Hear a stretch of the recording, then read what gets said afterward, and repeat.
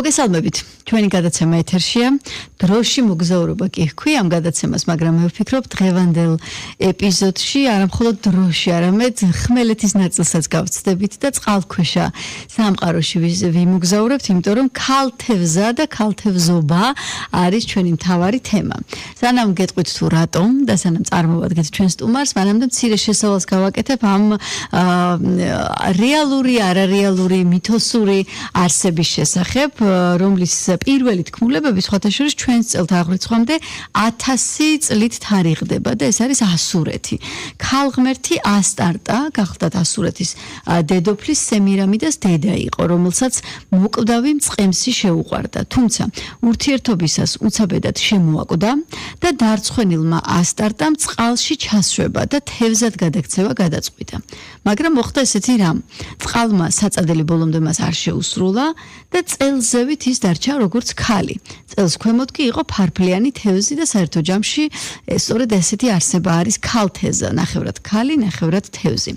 ქალთევზას ამ არსებას ბერძნულ მითოლოგიაში ვხვდებით და საბერძნეთში ქალთევზებს სირინოზებსთან უფრო მეტად აიგივებდნენ, მაგრამ თავად ეს სიტყვა სირინოზი უკვე ბევრ ევროპულ ენაში გავრცელდა ისე როგორც მგალობელი ქალის შესატყვისი და ანუ სირინოზს არა მხოლოდ ქალთევზას, არამედ რაღაც მგალობელ ქალს და ჯადოსნური ხმის მქონე ქალსაც ეძახიან ხოლმე.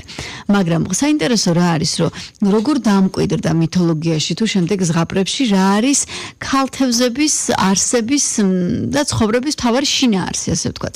ქალთევზები მეზღვაურებს თავისი ტკბილხმოვანი გალობით ატყვევებდნენ, აი იქ შემოდის მგალობელი ქალის და სირინოზის მთავარი თვისება და მომხიბვლელობა, აი ამ გალობით ატკბებდნენ, იხმობდნენ თავიანთი მიმართულებით და შემდეგ უკვე მოდიოდა სამკაპით შეიარაღებული მკლავმაგარი კაცთევზები, ანუ კაცი და ნახევრად თევზი და ისინი უკვე დაესხმებოდნენ ამ მეზღვაურების ხომალდებს თავს და ძირავდნენ ხომალდს და განძს იბარავდნენ.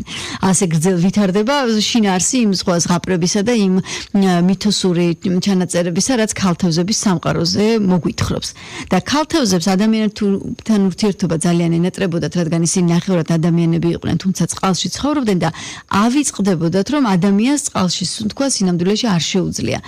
სიღრმეებში ჩაჰყავდათ მან თავიანთი სატრფო, ძირითადად პრინცი, რომ დაეთვალიერებინათ წყალქვეშა სამყარო და შემდეგ უკვე მძიმედ სრულდებოდა ეს ყველაფერი.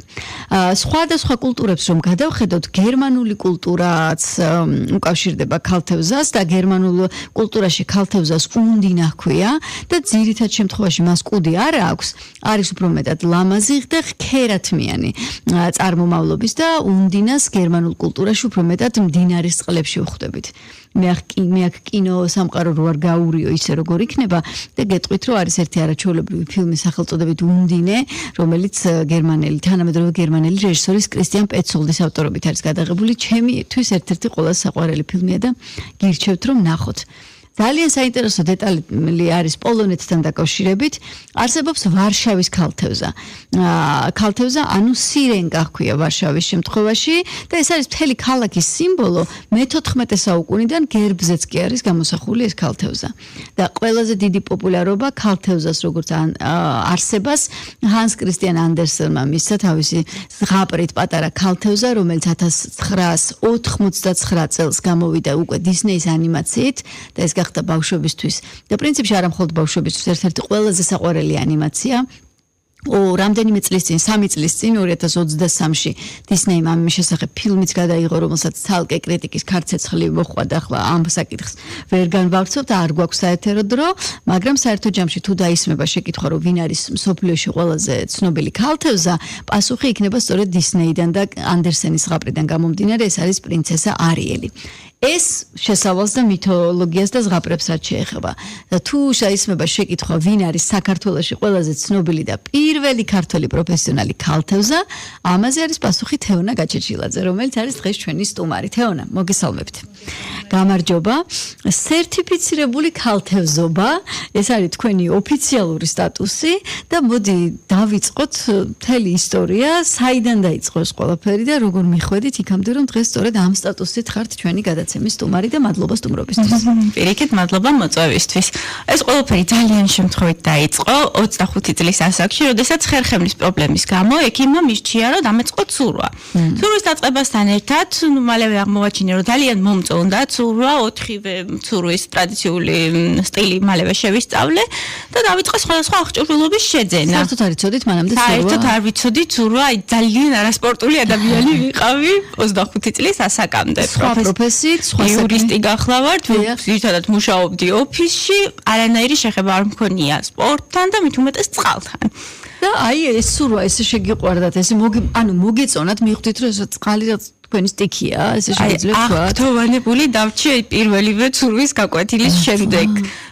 მიუხედავად იმისა, რომ რა თქმა უნდა პირველ გაკვეთილზე განსაკუთრებულს ვერაფერს ვერ გავაკეთებდი, ეს შეგრძნება წყალში ყოფნის იმდენად მომეწონა, რომ გადავწყვიტე, რომ მთელი ძალონე, ენერგია ჩამედო ამ საქმეში. დავიწყე სხვადასხვა დამხმარე აღჭურვილობის შეძენა, ლასტები, პადლები, სნორკელი და შემთხვევით წავაწყდი ონლაინ იყიდებოდა ქალთევზის კუდი, მაჰინას ბრენდის, რომელიც თანამედროვე ვერმეიდინგში ერთ-ერთი ყველაზე ცნობილი ბრენდებია მონოფინებს შორის.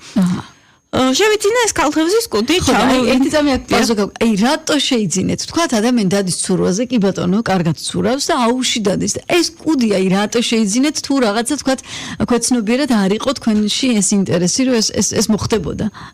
ზოგადად ცურვის მიმართულებით ყოველთვის აი რაღაც ახალ აღჭურვილობას რომ ნახავდი, მინდოდა რომ მეყიდა, გამომეცა და გამეტესტა და რაღაც სიახლე შემეგრძნო და რაიმე ცდოდა. ესეც მათ შორის მოყვა შემთხვევით ამ შეძენათა კასკადში.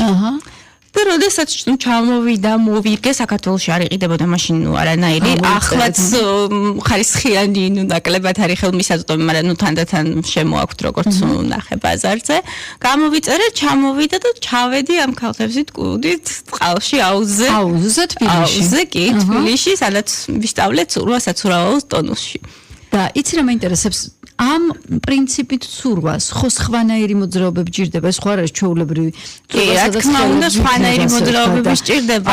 თქვენს მწვრთნელს უთხარით, რომ ისეთი ცურვა გინდათ, როგორც ქალთევზის არის, თუ არა, ამ მიმართულებით საქართველოში არ ყავდა სანამ მე სერტიფიცირება არ გავიარე ინსტრუქტორი, მაგრამ ჩვეულებრივად წყალზე გაჩერება შემეძლო, არ დავიხჩობოდი, თუ რამე იყო მოვიხსნიდი. საკმაოდ სახიფათო არის არაპროფესიონალის მიერ ამის გამოყენება, თუ კომპეტენტური ადამიანი ან მაშველი არ აკავს თავზე, იმიტომ რომ ფეხები გაქვს შეკრული. აი ეს უნდა მეკითხა, რა ხდება ამ სილამაზის მიღმა? ანუ ეს ამოცმული ხო გაქვთ წელზე? ხო და შიგნით შეკრულია ფეხები თუ? ფეხები შიგნით თალკე არ არის შეკრული, მაგრამ წელზე რო გაქვს ამოცმული, კიდე ქსოვილი მოჭერილი, კრავს და ამიტომ ესე ვთქვათ, წინ რო წახვიდე, ამისთვის არის მონოფინი განთავსებული, მყარი ესე ვთქვათ, ერთიანი დიდი ლასტი, რომელიც სხეულის ტალღისებური მოძრაობით უზრუნველყოფს, რომ წახვიდე წინ და იმოძრაო გადაადგილდე წყალში. გავტესტე აუზზე ყველაფერი და ძალიან მომეწონა. ახლა რა თქმა უნდა, როდესაც ვადარებ ჩემ პირველ ვიდეოზეც მაგასახული გადავიღე. როგორც დღეს რო ვადარებ ამ ყველაფერს, როგორც წესი არის და შემდგომში როგორც ვისწავლე განსხვავებას, რა თქმა უნდა, უდიდესი არის, იმიტომ რომ არც ერთი პროფესიონალი ქალთევზა ამას არ გააკეთებდა. მაგრამ ხო პირველი იყო. რა თქმა უნდა, პირველი იყო და აი აზრზე არ ვიყავი მაშინ არაფრის, თუმცა მიხარო და ძალიან კვაყოფილი ვიყავი იმხელა, ასე ვთქვათ, თითქოს აი ღაპრის რაღაც სხვა სამყაროში ინაცვლებ და მეორე ალტერ-ეგოს იჩენ მეორე შენ პერსონას სხვა მიმართულებით აძლევ განვითარების საშუალებას. და რა თქმა უნდა რომ მომეწონა ეს დავიწყე ონლაინ მეტი ინფორმაციის შეძენა, როგორ შეიძლებოდა რომ ეს ყველაფერი უფრო სიღრმისეულად შემესწავლა. ფოტოშოპის ონლაინ მეც გადავხედე ამ ყველაფერს, არა ცურვის მიმართულებით, არამედ ინფორმაციისთვის, მხოლოდ დღევანდელი გადაცემისთვის. აღმოჩნდა რომ ძალიან პოპულარულია.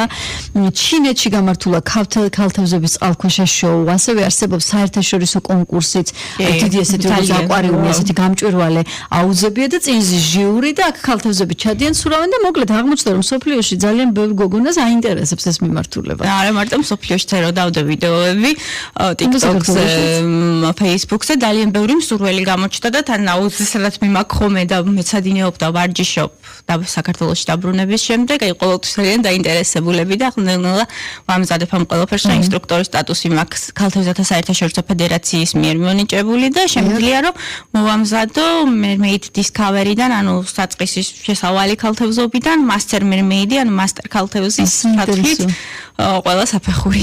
ხო, ანუ გავაგრძელოთ ქრონოლოგია, დაიწყეთ ინფორმაციის მოძიება ინტერნეტში. რა გინდოდათ? მეტი პროფესიონალიზმი გინდოდათ ამ საქმეში თუ რატო ეძებდით ინფორმაციას? ანუ პირველად ჩამოვიდა ეს მარტო კუდი ჩასადები ლასტით, თვითონ ნახსოვილიც არ იყო. მოდი ახლა აი კუდი შევიძინოთ, ვინ არის სამითი დაკავებული. იქნება ვიღაცამ რაღაცა მიმართულება მომცეს დამოყვალიანოს, როგორ უფრო რა შეიძლება გავაკეთოთ და ნუ როგორც აღმოვაჩინე Instagram-ზე სოფლიოში არსებობდა სხვადასხვა ქვეყანაში არაერთი ქალთევზა პროფესიონალი საკმაოდ მაღალ შემოსავლიანი პროფესიაც არის თქვა. დიახ, mermaid L, რომელიც ფლორიდაში მოღვაწეობს, ელი ხიმენესი, წელიწადში 100,000-ობით დოლარს გამოიმუშავა. საიდან აქვს შემოსავალი, ანუ რა შოუ საწყობსაც ეკონსტრუირებს, სურავს ბოდიში თუ შოუები იმართება აკვარიუმებში, აუზებში, კორპორაციულ წვეულებების, ბავშვების დაბადების დღეები, კურსები, ძალიან მრავალი მიმართულებით შეიძლება ამის განვითარება. მაგალითად, სინგაპურში ყავს სინგაპურის პირველი ქალთევზა, რომელიც კაფეში არის მოწყობილი ესეთი დიდი აკვარიუმი, ხალხი მიდის, მიირთმევს, კერძებს, ნუ თან უყურებს ქალთევზის შოუს, მოდის ეს ქალთევზა, ხელს უკნევს, ესალმება. და იქ ალბათ ეს მოძრაობები წყალქვეშში არის, რომ რაღაცა ელემენტები აქვს, როგორც სეტკვის, ასევე შოუ პროგრამის. ყველაფერს ერთად ის არის სპორტის და არტისტიზმის გაერთიანება, ნაზავი. ყველაფერი თქო უნდა ფიზიკურ მომზადებას საჭიროებს, თუმცა ეს უნდა შოუს ელემენტებით და არტისტიკული ელემენტებით წარმოაჩინო, რომ ვიზუალურად შთამბეჭდავი იყოს მაყურებლისთვის. გადახედეთ მოკლედ ამ ინფორმაციას, ხედავთ რომ ქალთევზები ზარასარევად ცხოვრობენ და მუშაობენ და თქვენ რომელი გზა აირჩიეთ? საით წახვედით? დავიწყო ინფორმაციის მოძიება, სად შეიძლებოდა რომ ეს პროფესია ამეთვისებინა. იქიდან გამომდინარე რომ არსებობს სხვადასხვა საერთაშორისო ორგანიზაციები, მაგალითად ეს ითვლება ყვინთვის, ასე ვთქვათ, მონათესავე დარგად, free diving-ის თავისუფალი ყვინთვის საფუძვლებზე არის აგებული mermaiding-ი, რადგან ჟანგბადი არ მოგეწოდება ამ დროს, თუმცა არსებობს მაგალითად აკვარიუმის შოუები, სადაც ჟანგბადის მოწოდებითაც ახორციელებენ ქალთევზები თავიანთ საქმიანობას. მოვიძიე ინფორმაცია და ADI, რომელიც არის Professional Association of Diving Instructors, ქონდა ეს კურსები, ასევე SSI, Scuba Society International. თუმცა თანდათან რაც მეტად ჩავედი სიღრმეში, მივაკვლიე რომ არსებობს პირველი საერთაშორისო ორგანიზაცია, რომელიც ორიენტირებულია უშუალოდ არა ყვინთავებზე, არამედ ქალთევზების მომზადებაზე, ანუ MFI, Mermaid Federation International, რომელიც აქტიურად მოღვაწეობს ჩინეთში, თუმცა სხვა აზიურ ქვეყნებშიც აქვს თავისი საკმაოდ ფართო წარმომადგენლობები და მივაკვლიე ერთ-ერთ შთამბეჭდავ ინსტრუქტორს, Mermaid Anikას, რომელიც მოღვაწეობს ფილიპინებში და არის mermaid instructor trainer და დავუკავშირდი გავატონ ანიკას, რომელიც ძალიან აღფრთოვანებული დარჩა ამ ფაქტით, რომ ესეთი შორი გზა უნდა გამევლო საქართველოსთან ფილიპინებში ამ პროფესიის დასაუფლებლად. ძალიან მხარი დამჭირა, ყველაფერში დამეხმარა ადგილზე საკითხების მოგვარებაში. მიმართეს საკონსულოს ფილიპინების საქართველოში, იქაც ძალიან გავიარე ყველა პროცედურა. მოკითხეს, სად მიდიხართ? უთხრათ ტურისტული ბიზნესი ახლა არ მქონე წყალქვეშა სამყაროში. ხო, ნუ ახლა ეს არსებითაც სავიზო პროცედურებისთვის გადამწყვეტი არ იყო, ჩავიღე ჩვეულებრივი ტურისტული ვიზა. წავედი გამემართე ნოემბერში. ვახ, ფერტებში რო არის ხუმრობა, მიწისქვეშა მივლინების საბუთი არ გაგვაჩნიაო და წყალქვეშა ვიზა არ არსებობს. აი ნახეთ აქ საინტერესო რა არის. თქვენ აქამდე ცურავდით აუზში. დიახ. იქ უკვე მოგიწიათ ალბათ ბუნებრივად, ჩვეულებრივად წყალქვეშ შეყვინთვა ზღვაში, ხო? მეცადინეობები ხდება აუზზე. განსხვავებები როგორი იყო, ხო? აი რა გადახვედით ნამდვილად. კი, ძალიან სხვანაირი იყო სამყაროში. შენთვის აქეთ ყვინთავ, რაღაცებს აკეთებ, უცებ გამოივლის დიდი ჯგუფი თევზების ეს ყველაფერი აი შთამბეჭდავი არის ძალიან აი თითქოს ბუნების ნაწილი ხდები და შენც იმ სამყაროს ერთ-ერთი წარმომადგენელი ხარ. ძალიან და ჟანგბადს რაც შეეხება, როგორც დავაკვირდი, არ გაქვთ ჟანგბადის ბალონი და თან აკეთებთ ძალიან ისეთ ნელ მოძრაობებს. ამას დრო ხო ჭირდება. რა თქმა უნდა. როგორ რამდენს მიაღწიეთ თქვენი ვარჯიშით, რამდენი ხანი შეგიძლიათ რომ წყალქვეშ იყოთ და ეს არ იგრძნობოდეს, თუ თქვენ აი ისე თქვა გიჭირთ და პირიქით უნდა იყოთ მიშვებული და ეს ლამაზი მოძრაობებით. ზოგადად რა თქმა უნდა ქალთევზას მომზადება უნდა დაივინგის საფუძვლებზე არის აგებული, ამ თავისუფალი ყვინთვის საფუძვლებზე აგებული მერმეიდინგის სუნთქვის კონტროლი. თუმცა რაღაც კატასტროფულად დიდი რაოდენობით სუნთქვის შეკავება შენ არ გჭირდება, იმიტომ რომ შეგიძლია იცურავ თქვა 30 წამი, 40 წამი 1 წუთი ახვიდე მცირე რაოდენობით ზემოს ჩაისუნთქო გააგრძელო ეს ყველაფერი არის მოდის ტვინიდან, გონებიდან რომ ვაკონტროლოთ არ ვინერვიულოთ ჩვენ ორგანიზმში ყოველთვის არის იმაზე მეტი ჟანგბადი, ვიდრე ჩვენ გვჭირდება და ბევრად დიდი ხანი შეგვიძლია გავძლოთ ჟანგბადის გარეშე, ვიდრე როცა უგრძნობთ უკვე რომ ჩასუნთქვა გვინდა, იმიტომ რომ ეს პანიკური ნაწილია, ეს არის ორგანიზმში CO2-ის დაგროვების და გამოწვეული ეს რეფლექსი, რომ ჩავისუნთქოთ, რადგან გამოუშვათ უნდა ეს CO2 და ამის კონტროლი შეიძლება თავისუფლად სპრიდაივინგის თემატიკა უკვე და რა თქმა უნდა მერმეიდინგშიც ვასწავლით როგორ მოახერხონ ამისი კონტროლი და გაახანგრძივონ რაც შეიძლება მეტად და სასიამოვნოდ ასევე ვიზუალურად ძალიან კარგად აღქმადათ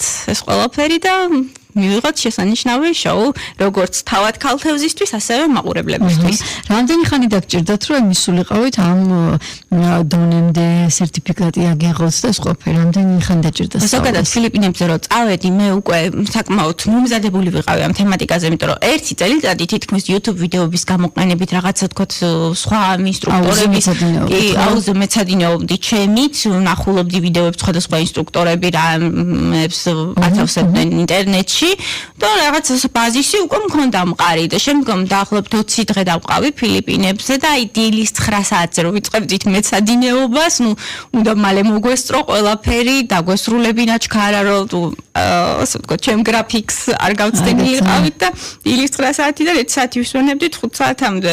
ამისთვის და ძალიან ინტენსიურად მეცადინეობდი ისათვის.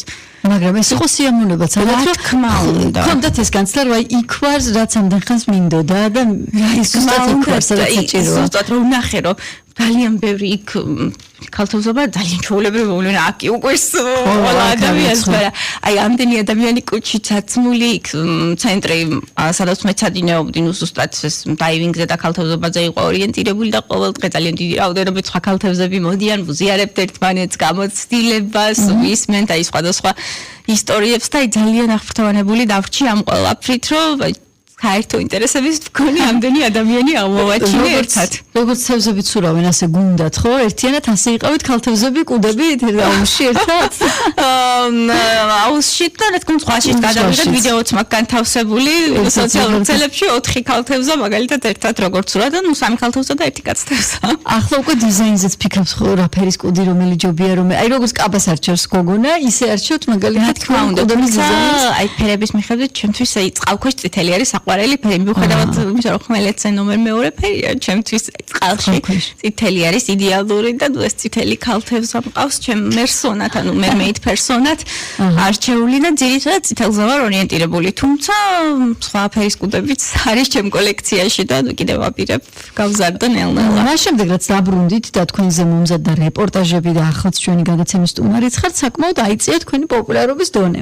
ეხლა რა მაინტერესებს ეს ნიშნავს იმას რომ იურისპრუდენციას ნახვამდის ეუბნებით და მთლიანად გადადიხართ ამ სამყაროში და იწყებთ სერიოზულ მუშაობას როგორც ქალთევზა თუ ჯერ არ არის მთლად ისე გამყარებული საქართველოში. იურისპრუდენცია ჩემი პირველი პროფესია არის და რა თქმა უნდა ამაზე უარს არასდროს არ ვიტყვი, თუმცა რა თქმა უნდა მაქვს საკმარისი დრო იმისთვის რომ დავუთმო ძალიან დიდი ყურადღება მერმეიდინგს და დავიწყო რაღაც ახალი შევეჭიდო ამ რთულ საქმეს და შევქმნა პირველი ქალთევზების სკოლა საქართველოში. ანუ გინდათ რომ გააკეთოთ სკოლა. სამზადისის პროცესში ვარ, მოლაპარაკებები მაქვს სხვადასხვა აუზებთან და ამ ეტაპზე საბოლოოდ არ გადაგუწყვეტ იასად გავაკეთებთ, როგორ გავაკეთებთ, თუმცა ნუ ღია ვარ შეთავაზებებისთვის და რა თქმა უნდა ლოჯისტიკურადაც ვემზადები ინტერესი ძალიან ბევრი არის მშობლები, ბავშვების მწერები, 45 წლის ასაკის ქალბატონი შეხვდა ამას წინა აუზზე, რა თქმა უნდა ჩვენ ყველა ასაკის ადამიანისთვის ძალიან ახალგაზრდა, შუახნის, შედარებით უფრო ასაკოვანი ყველასთვის ღია ვართ. თავარი არის რომ გქონდეს მონდომება, ცურვის უნარები საწყისი ეტაპისთვის არ არის აუცილებელი, მაგალითად მე Discovery რომელიც თქვა 2 საათიანი კურსი არის და მოიცავს მხოლოდ კუდის მოგებას და მორგებას და წყალში ჩასვლას, დაბალაუზე ტარდება ეს ყველაფერი და შეიძლება ადამიანი საერთოდ არ ცურავდეს და არც იცოდეს ცურვა, თუმცა ეს experience, ეს გამოცდილება რამდენად დააინტერესებს, მოსინჯოს თავის თავზე, გამოსცადოს ვიზუალურად დაიკმაყოფილოს თავისი. ეს მინდოდა მეკითხა, რომ შეძლოთ კუდის ჩაცმა და ესეთი მოძრაობის კეთება, რაც ქალთევზა ახასიათებს, ძალიან კარგი ცურვა უნდა იცოდეთ თუ ნორმალურად ჩვეულებრივი სტანდარტული ცურავით შეძლებს ამას? ძალიან კარგი ცურვის უნარები არ არის აუცილებელი. მთავარი არის რომ არ იხჩობოდეს ადამიანი, თუმცა რა თქმა უნდა ჩვენ ამისთვისაც მსად ვართ, რომ ვთქვათ ვინმეს პანიკა დაეწყოს წყალში და ვერ გააგრძელოს მუშაობა, ჩვენ გავიარეთ მომზადება სპეციალური MFI-ის ინსტრუქტორის კურსი ამასაც მოიცავდა, როგორ დავამშვიდოთ ეს ადამიანი რაღაც ვთქვათ შემთხვევაში პირველად რეაგირება, როგორ მოვახდინოთ, როგორ დავეხმაროთ, არ არის აუცილებელი განსაკუთრებული ცურვის უნარები, მთავარი არის მონდომება და დანარჩენი უკვე ინსტრუქტორმა იცის როგორ მიუდგეს და დამწყებებისთვის Discovery კურსისთვის საერთოდ არ არის აუცილებელი, იმიტომ რომ ეს დაბალაუსში ტარდება და უბრალოდ ეს არის პირველადი კი არაფერი საშიშროება არ არის, უბრალოდ ეს experience იქნება, რომ გამოცდილება როგორ იგრძნობს ამ ყველაფერს და თუ შემდეგ დაინტერესდება ამ ყველაფრით, ცურვასაც ისწავლის მე იდეებსაც თავისი კარიერული განვითარების შესაძლებლობა წლების წინ ბატონი ჰენრი კუპრაშვილი ამტკიცებდა რომ ხელფეხშეკრული ქალთევზებზე ხელები გახსნილია ფეხები შეკრული მაგრამ ხელფეხშეკრული ცურვა ანუ ის კოლხური სტილი არის უძველესი ქართული სტილი რომელთაც მან დაამყარა უღუნდები რეკორდი და ხო ბატონი ჰენრი ამას ამტკიცებდა ჩვენ გვაქვს ეს გენეტიკაში და ანუ თუ ფეხების შეკრით ხელფეხშეკრულს შეუძლია ქართულს იცუროს ფეხების შეკრა რა გახდა კუდითაც შესაძლებელი იქნება და მისია ფეხებს შეკრული, ხელების შეკრით არ შემიკვირდა, თუმცა ძალიან სასიამოვნოა, როდესაც მიკრავ ხელებს მოძრაობს. ანის ეს ტალღისებური მოძრაობას აკეთებ, იქიდან გამომდინარე, რომ სხვა არაფერია ქალთევზო ძირითადი მოძრაობა და ძირითადი წყალში წინ წასვლა ხორციელდება ტანის მოძრაობით, body wave ქვია ამას. ინგლისურად კი და რა თქმა უნდა ხელები უკვე დამხმარე საშუალება არის, ნუ ცოტას თუ დაგჭირდება ზემოთასხლში დაიხმარებ, მაგრამ ეს ყველაფერი ეს ვიზუალური. იცი რა მეინტერესებს, აი რო არ ქონოდათ, არ ვიცი რა ქვია მას, ინტერესი ქვია, რაღაცა სხვა ცხოვრების აღმოჩენა თქვენ თავში თუ ეს ყველაფერი რო არ ქონოდათ мотивაციად შეგვიძლია დავარქვათ ამდენ სხვა რიწვალებდით ხო ამდენ ატრიბუტიკას არ იყიდდით ამ სიშორეზე ფილიპინებზე არ წახვიდოთ ანუ რამ გაიღვიძა თქვენში რომ აი ეს შთაგონება მოგცათ რომ ამხელა რესურსი ჩაგედოთ ფინანსურიც დროც და ყველაფერი რას დაარქმევდით ამას რა მოხდა ესეთი მივხვდი რომ ეს ის იყო რაც მინდოდა რომ მეკეთებინა და მიგახვედრათ ამან უბრალოდ ხერხემლის შეწუხებამ რომ პანდემიისას როდესაც ეს ჰიბრიდული მუშაობის სტილი ქონდა ოფისში აღარ დავდიოდით სახლში ვიყი სულ კომპიუტერთან და კისრის ტკივილები დამეწყო და მექიმა მითხრა ან ცურვაზე წადი ან პილატესზე წადიო ნუ პილატესზე წასვლას ვაპირებდი არც ცურვაზე მისვლას არ ვაპირებდი უბრალოდ ჩვენი ოფისი FMG ლეგალი განთავსებულია საცურავ აუზის ტონუსის პირდაპირ და ნუ თანამშრომელმა გოგონამ მითხრა რომელიც ნუ ჩემზე 5 წლით დიდი იყო მეც არ ვიციო ცურვაო და მოდი ერთად მივიდეთო და ნუ ისეთი ის იყო შეთავაზება რომ უბრალოდ დამეუხერხულა რომ მეთქვა რომ არა მეშინი არ მინდა რაღაცა ესეთი და ნუ გადავწყვიტეთ რომ 100 მეტრის იქით გადავსულიყავით შესვენებაზე და მივსულიყავით აუზზე ხოლმე. ანუ თქვენ ადასტურებთ, რომ შეიძლება თუნდაც პატარა რაღაც რასაც პრობლემას ვეძახით ახლა, ეს პატარა აღმოჩნდეს საერთოდ ახალი ცხოვრების დასაწყისი. ესე აღმოჩნდა. იმიტომ რომ რამდენიმე წლის წინ 2022 წლის 1 ნოემბერს მივედი პირველად მე ცურვაზე. 25 წლის. 25 წლის ასაკში. ნუ ახლა დიდი ასაკი ეს არ არის, მაგრამ მაინც რაც გარკვეულ მეოთხედი საუკუნეა ყველაფერი. მიხვედით და ყველაფერი შეიცვალა. ყველაფერი შეიცვალა, რას წარმოვიდგენდი, რომ საერთოდ ცურვაზე წავიდოდიოდეს მე ეს ყველაფერი ასე შემოყვარდებოდა საქართველოში ქალთევზა გამოჩნდებოდა, რა ქალთევზა არის ქალთევზა, არაფერს წარმოდგენა არ მქონდა. ანუ შემდეგ მე გავაკეთებდი ამ ყველაფერს და ესე ძალიან მაგაბედი ამ ყველაფერმა. აი თავიდან დავიბადე შემიძლია თქვა.